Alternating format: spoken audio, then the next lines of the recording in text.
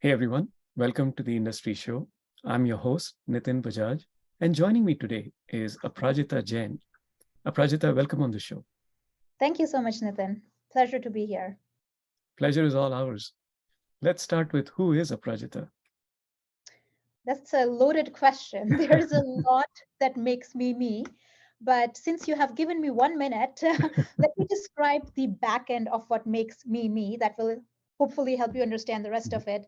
So I'm what you would typically describe as a third culture individual, or TCIs in Mhm. abbreviation speak. So these are basically people who were raised in a culture other than their parents, and then they lived in a country which had a different culture, and then maybe in life they end up in a yet another country where they pick up more cultural traits from. And that is the case with me. My parents are obviously Indian. They moved to Germany in the mid to late 70s, Hmm. and then I grew up in Germany. But then many years later, I moved to the US. It's been 18 years now. So Wow. I'm a little bit of a mix of all these cultures. And honestly, I wouldn't have it any other way. I feel these three cultures, or I should maybe say two. I'm still trying to figure out what the American culture really means, as it is a mix of many immigrants, especially in the Bay Area where I live. Yes. But these two cultures, the Indian and the German culture, have really formed who I am. And they're quite different and oftentimes at odds. Mhm. But just having had the choice to pick traits from both with every decision that I make in life has been such a delight for me, and has very much shaped me. Something I'm very, very grateful for, and it makes me uniquely me. It does. And, you know, the ability and the experience of having lived in three very distinct cultures, right? And as much as I am still trying to figure out what the true American culture is, it is unique. And to have that experience of three very distinct cultures does definitely bring a lot of uniqueness with it. So, another unique thing you do that I would love to unpack is your role at Google. So, tell us a Yes. bit more about it, and also what your day looks like, and more importantly for me, what is the impact that you're able to drive? Yeah, so my role, the official title is Chief Brand Marketing Evangelist. Mhm. Now, that is a very interesting title to have. It has nothing to do with religion, even though it sounds like I'm evangelizing something here. Technically, I am, but internally, I'm often referred to as Google's CMO whisperer. Mhm. So, my team's mission is to really bring our clients, C suite executives, so the CEO, CMO, chief digital officer, chief financial officer, sometimes too, together in a room at Google, and then on the other end, have Google's experts come together to have a provocative conversation that really accelerates our partnership. It Mhm. is not so much about selling a product or having them spend more with us. Eventually, yeah, obviously every corporation Sure. has that as an end goal. But really, the mission for me personally is to provoke bold action by sharing thought leadership on brand building strategies specifically in the digital age, right? A lot of these large companies that I work with, they are very, very good at building their brands and growing them and maintaining Mhm. them in the offline worlds like television, audio, print. But we know that viewership has moved to digital over the last 15, 20 years. So how can we mitigate the loss of some of that brand building offline and make up for that with digital tools? So a lot of my research, a lot of my discussions are focused on building the brand digitally. And the goal is to really help these brands along their digital transformation journey. I know this is a very loaded, sometimes also just very vague word, digital transformation. There's so much that goes into it, all the way from brand building to logistics changes to customer experience. But how do we bring all of that together to really make it actionable for these brands? And honestly, you would think because I work for a company that is obviously, a commercial company out there to Mhm. make revenues because we have stakeholders that watch us. Yes, that is part of it. But it's not just about selling more stuff to customers, but it's also about providing value add beyond that. And I'll take Google as an example, as a brand. While technically over 80% of our revenue comes from advertising, Mhm. the brand itself stands for so much more, right? True. I wouldn't know how to live my life without Google Maps, or Mhm. learn new things without having YouTube at my disposal. Mhm. Or even if you look at other brands, right? I work with brands like Uber and Lyft and Mhm. any Fortune 500 brand, but specifically Uber and Lyft. I can open my phone's app and within 2 minutes, I have a car waiting in front of my door. Mhm. It all seems mundane today, but if you think about it, these are pretty magical experiences that did not exist too long ago. And pun intended, a lot of the success of these experiences rides on the brand equity that these brands have been able to develop. And that's exactly what I help them do in my role by helping them steer in the direction of becoming more digital first.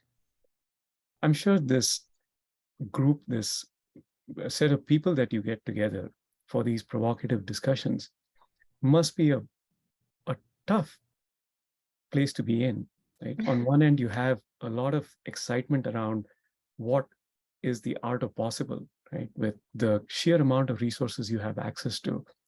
But then on the other end, you also have type A, strong type A personalities, which may at sometimes have conflicting uh, goals to achieve. So Yeah.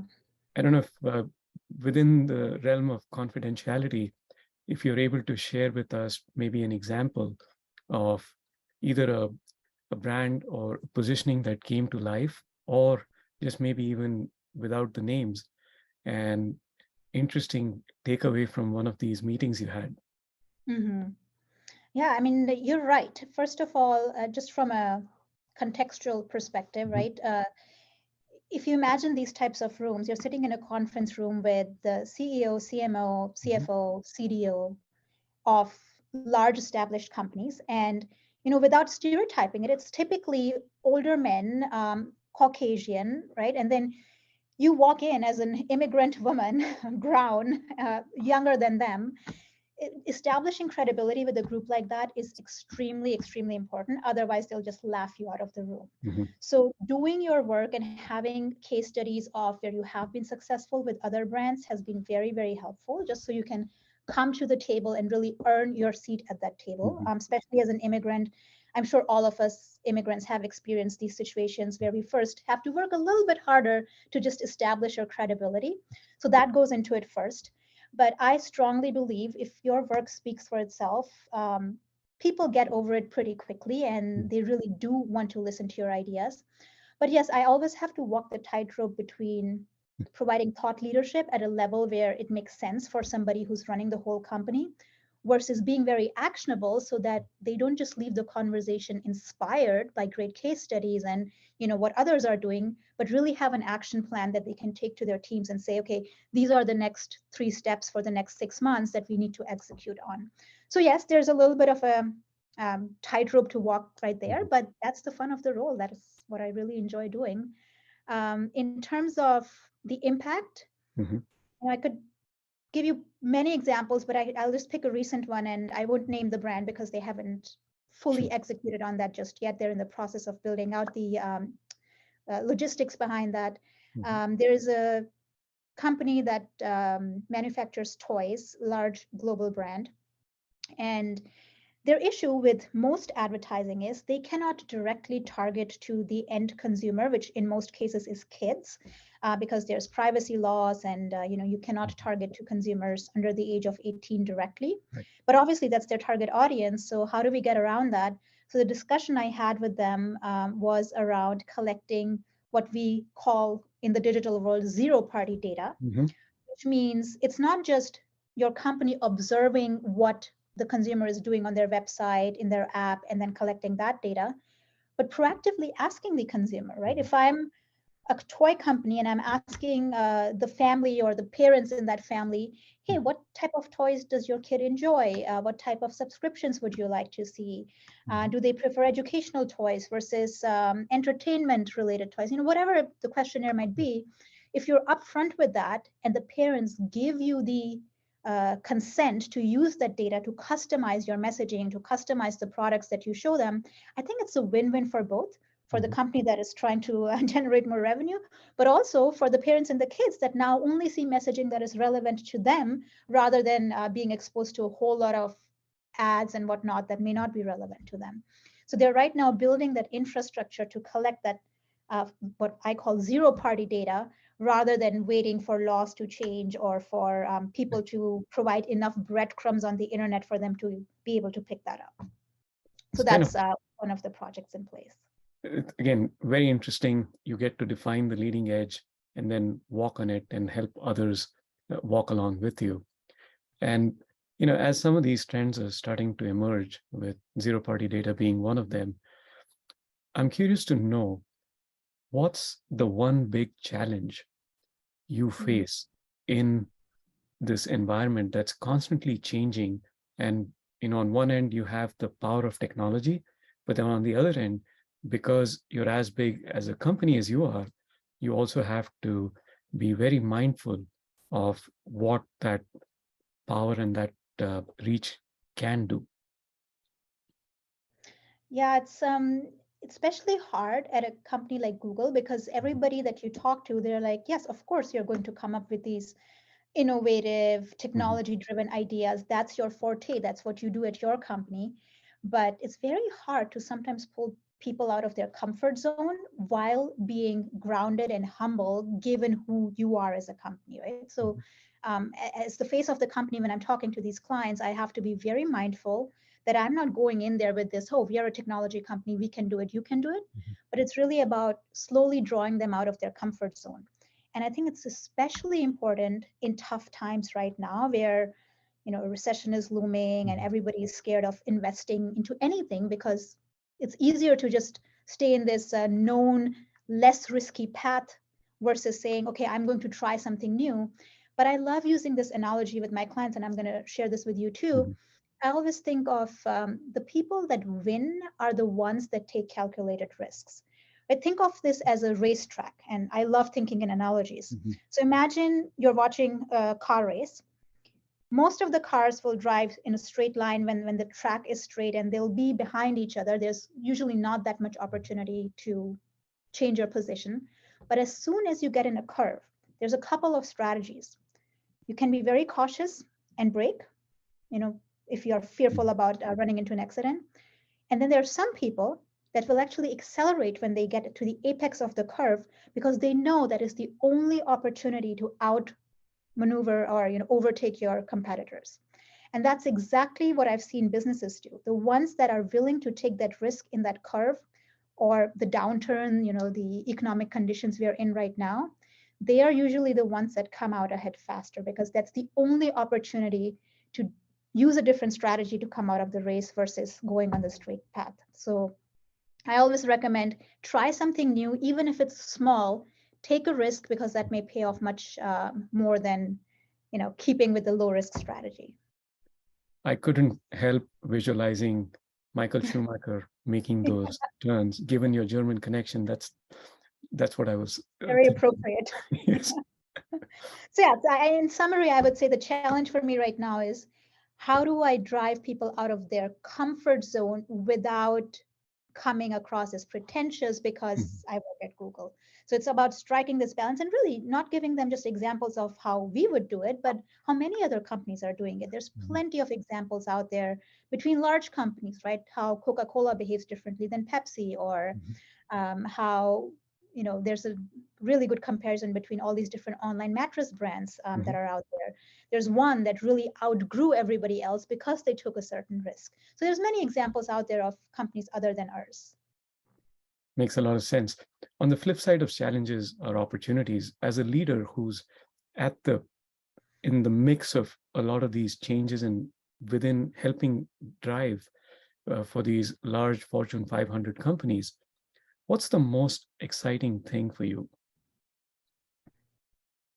And one, the opportunity to wake up every morning, I still seriously pinch myself sometimes and say, I cannot believe I have this opportunity. And honestly, the privilege of True. walking into the office every day and meeting with different clients. Like, I like variety in life. I would get very, very bored working on the same set of clients every day. But every single day, like I look at my calendar and one day I'm meeting with telco client, travel, retail, CPG, right? Every day it's a different client from a different industry in a different region globally. So I think that really excites me because just as much as I share back with them, I also learn from them in terms of what's working and what's not. So that's super exciting. And more specifically, I'm actually going to be in Argentina and Chile in 10 days from today for a Nice. week. And I'm going to meet with about 20 of the largest brands in those countries. Wow. And I think it's going to be super interesting because there's this looming fear of a recession, there's Mhm. political instability there, there's obviously inflation like everywhere else, but it has hit those countries even worse than some others. So Mhm. I'm really looking forward to very interesting conversations on the roles that these brands can play in their consumers' lives. Believe it or not, especially in Latin American countries, consumers say they trust brands more than they trust their own government. So these brands play a role beyond just selling you something. There's really more to it. And also, Latin American partners are usually very engaged and motivated. So that makes the conversation doubly exciting for me. Can't deny the excitement. I have to say it comes with a lot of hard work, long days. You mentioned 7 days and 20 companies that you're meeting with. So it's Believe me, I spent the entire winter holiday working to prepare for those meetings. So I'm going to take some time off in February, hopefully. well-deserved time out.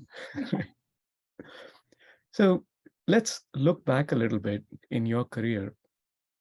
And I would love for you to share with us two moments. One that did not work out as you had expected, was a failure in your books, and became a lesson. Mhm. On the other end, something that blew your own expectations and became a success beyond your cognition. Great question. So, failure and success, I would say Mhm. they're kind of tied to each other. Yeah. I'll give you a very specific example, actually. So, many years ago, I was given the opportunity at Google to take a chief of staff role for a VP on a very fast growing and important to Google's revenue team. And it all sounded very exciting. So, I took the role. Now, chief of staff roles are like being a jack of all and a master of none. In some cases, they're not very well defined, at least not at Google. Yeah. It was also an internal role with no client interaction. My clients were primarily the other VPs and directors on the wider team.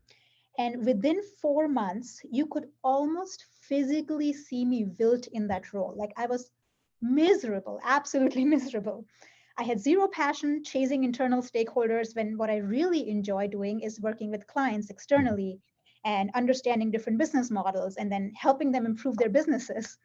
So the lesson learned for me is to not chase cool jobs or what may seem like one, but to do what you're truly passionate about. Because if you find that passion, I think there's a Japanese concept called ikigai, right?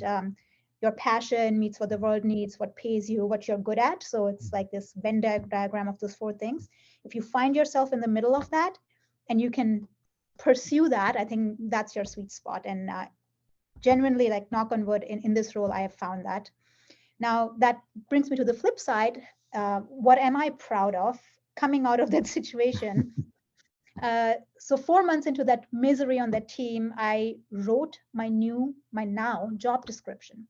I literally sat down and word by word wrote why we need this role that I'm in right now, what it would look like, what the impact could be, and why I'm the right fit for it. And I shared it with my then VP and convinced her to create this role for me. And she did. There was no looking back for me since that day. Knock on wood, 8 years into this, I still wake up every morning in disbelief that I get to do what I love doing so much. I So love much that so, story. Yes. yeah, no, so much so that I've now begun teaching a class on marketing multiple times a year with a company called Elevator. So they are Mhm. similar to Coursera and Udemy. And it's a 12 class curriculum over 6 weeks on how to become a marketing director. And I teach that 3 to 4 times a year. So that's the passion, that is behind this. Otherwise, I would have never gotten to what I do internally and externally. I would love to check that out and also would love to share that with our audience. So we'll make sure to have that in the comments when we post this. Absolutely. Thank you. Now, let's, as we talked about lessons and successes, Let's transition to my favorite part of the show. We call it the one-line life lessons. I'd love for you to share some of your life lessons with us. I'm still collecting them, but I will tell you a few that have, especially in the last, I would say, 5 or so years. As we get older, we introspect more, we learn more Yes. about our lives, what has worked, what has not. And Mhm. there's certain principles that I really, really live by these days. The first one, the answer is always no if you don't ask. Yes. Like that has opened so many doors for me. I cannot even tell you, whether it be small things or big things.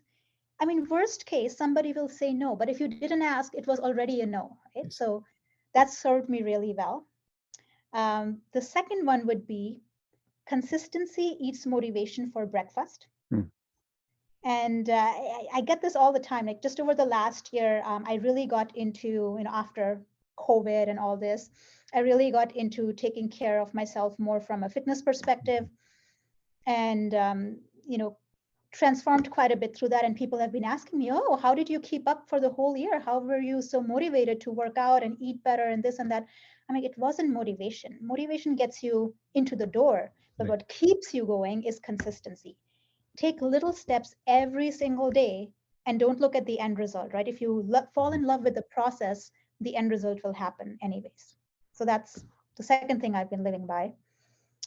Third would be every now and then find something that makes you uncomfortably excited. And this is something I learned by working at Google. We always look for the next thing that is, as our one of our founders says, uncomfortably exciting. Mhm. For me, it was my journey into learning about personal finances. I was the type of person who had no interest, no knowledge about managing personal finances. Things were running fine, but I had a financial advisor. They would take care of everything. And one day I sat down, I'm like, they're charging me so much in terms Mhm. of assets under management. Like it can be that hard. So I spent one summer, 3 months, reading everything I could get my hands on and just really uncomfortably pushing myself to learn more about something that I wasn't interested in. And lo and behold, ever since, it's been, I don't know, 10 years now, I have been managing everything myself. And it didn't come naturally to me, but because I pushed myself, I'm in a position where I am today. So find that something that is uncomfortable for you and still try to get excited about it. The third one would be, or sorry, fourth one, we're on the fourth. Mhm. Uh, Confidence paired with humility is a very rare find. Be Love that it. person. I have met so many people that are ultra confident, but there's no humility. You meet them for 5 minutes and you're like rolling your eyes internally and you're like, I cannot hear this person anymore. And on the other extreme is very humble people, Mhm. but also they're not engaging. There's no confidence. They're always unsure about themselves. And I always look, even when I interview people Mhm. or, generally making friends or whatever, I want to find people that have confidence, but that's paired with humility. And I Mhm. honestly, I try to be that person to the extent I can because I relate much better with those people. They know what they want, they know what they're doing, but they drive all of that with a base of humility. So to the extent you can be that person. And my last one would be don't let what you can't do get in the way of what you can do. As a type A personality myself, I Mhm. used to be a person who always went after perfection. I'm not going to do this until I know this is going to be perfect, or I need all this information before I even sit down to attempt something. And I think over the years, I've learned to go a little bit more with the flow and understand that not everything is going to be in place before I can even start or attempt to do something. And sometimes once you get the momentum going, things do fall in place. Mhm. But just living with that ambiguity and trusting that things will come together, I think that's a good strategy and brings you much farther than just sitting there and waiting for everything, all the stars to align. Easier said than done. Yes. I've tried that myself, and it's the inability to let go is something that surprises me. I'm a bit of a control freak, and I know it in my head, I know I should, but just being able to do it takes so much effort. I just can't explain it. Nitin, I was exactly like you. I mean, if you ask my family and friends, they'd be like, we can't believe how rigid she was about things. Like, I was famously known as the stubborn kid in the family, Yep. but that has drastically changed over the last 4 or 5 years, as I've tried to just go with the flow more. And honestly, it's such a mental relief for me because I feel I'm not holding myself responsible for everything. Like, Mhm. things will fall in place, and if they don't, that's okay too. So true. Prajita, thank you so much for taking time off your busy schedule to share your journey, your story, and more importantly, your life lessons with us. We really appreciate it. My pleasure. This was such a fun conversation, and I look forward to hearing your other guests in the future. Thank you so much. We really appreciate all the support and good luck with your meetings and safe travels. Thank you so much.